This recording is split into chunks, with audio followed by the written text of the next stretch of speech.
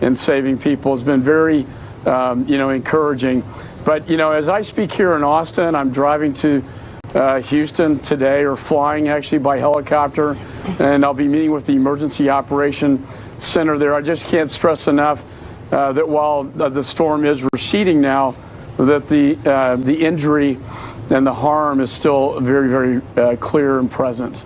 So, Congressman, as you just indicated, the rescue aspect of the storm will go on for days, perhaps, hopefully successfully. More lives will be saved. But the recovery process, the rebuilding process will be even longer, perhaps years in recovery. Are you at all concerned, given the hollowing out that's gone under several different federal agencies?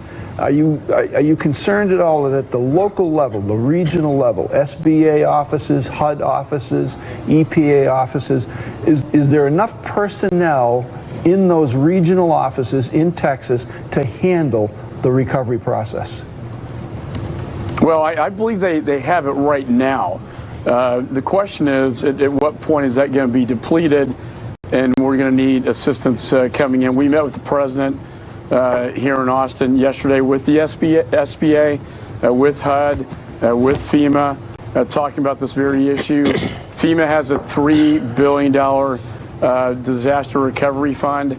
That will be depleted, I think, fairly soon. As you all well know, this will be a topic of conversation when we get back into the Congress. Will be an emergency supplemental bill to deal with this. I've never seen flooding of this magnitude. My grandfather was in the 1900 hurricane where we lost 10,000 people in that hurricane. He survived that. I think we've had a lot of, now it's approaching 15 fatalities. I hope it doesn't get higher than that, but it could have been, I think, a lot worse than that. Congressman Michael McCaul, thank you so much, and we wish you the best of luck in all of this. Thank you, Mika. Thank you so much. By the way, I said something last hour where I had just speculated the Donald Trump's approval rating because he, boisterous crowd welcoming him. Right. And speculated, so I'm sure his approval rating's up in the 60s. Right. Our crack staff, Andy Fowler, pointed out he has, which is shocking to me, he's got 42%, only a 42% approval rating in Texas, according to Gallup, and something they released from the time he was inaugurated through now. I know. 51% disapproval. So it's strange how it's strange how some of these states are breaking. Nick Confessori, you actually have Donald Trump more popular in states like Wisconsin and New Hampshire than. Understand presidential approval ratings. I think we have not yet determined what the shape of the Trump's base really is from state to state. Yeah. It's not totally clear to me if you can look at a national poll number and assume that those people are all in the South or all in the West or fewer in the Northeast.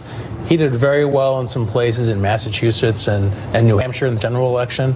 I think, that the president's support base is in places where you're not always confident that you'll find it. Mm-hmm. And we're going to learn more and more about that. Yep. So let's bring in CNBC's Brian Sullivan now, live in Galveston, Texas. Brian, we've been talking this morning about the rising waters in Port Arthur, threatening people in a civic center that was turned into a shelter. Now word that the busiest refinery in America, also in Port Arthur, is offline. What can you tell us? What's going on? Yeah. Hi, good morning, guys. I heard what you read about the LA Times. I echo that completely. We've been here for 4 days. It's a nice day today. We've driven through it. We've gone all the way as far as we could, almost to Houston. You couldn't get in. It was almost like a fortress of water. Let's be very clear on one thing. Hurricane Harvey, or Tropical Storm Harvey, the storm, whatever you want to call it, is not over. It's just moved from this region. The people of Port Arthur, about 100 miles to the east of where I stand, are being hammered.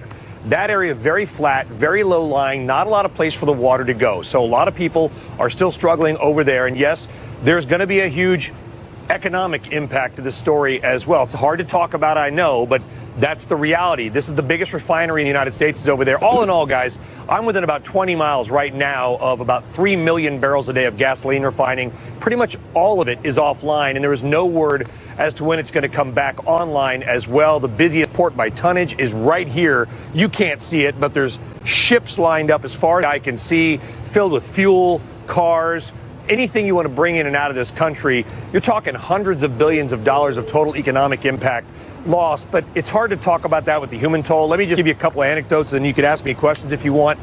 We've been in Galveston.